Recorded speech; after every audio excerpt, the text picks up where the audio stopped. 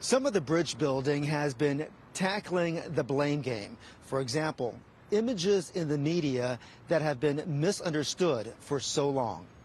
I saw people running into the market, tearing down the doors. Civil rights attorney Stuart Quo was at the corner of Olympic and Hoover nearly 30 years ago at the start of LA's civil unrest. It was touched off by the acquittal of LAPD officers for the beating of Rodney King. Saigu is 429. Mr. Quo says most Korean Americans remember 429 the way most of us think of 9/11 because Korean Americans were blamed for the riots, which intensified misunderstandings with African Americans. For example, repeated coverage of business owners with guns on rooftops. In reality, that was only in small numbers. In the Korean American community, this was a time when 2,500 businesses were destroyed or severely damaged. Michael Lawson is the head of the LA Urban League. He says Asian business owners had to defend themselves because, he says,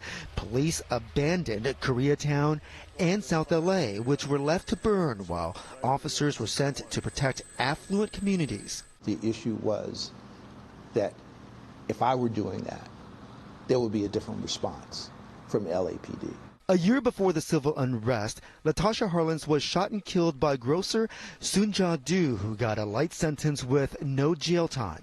Mr. Lawson says the Harlins case amplified the indignities African Americans were already experiencing with redlining, which is a discriminatory practice of withholding services for certain groups. He says even today our communities are divided by roads and freeways that prevent us from interacting and understanding one another better.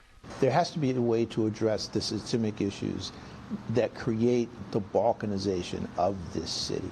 On Friday, civil rights leaders will unite at Liberty Park in Koreatown to remember the 30th anniversary of the LA uprising and address unresolved differences in an honest way. Shining a light on it is the only way to make sure that we continue to move in the right direction.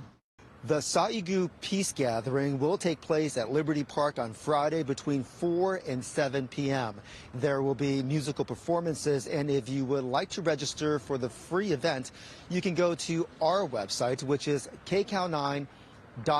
Be sure to click on Seen on TV. In Koreatown, Jeff Nguyen, KCOW 9 News.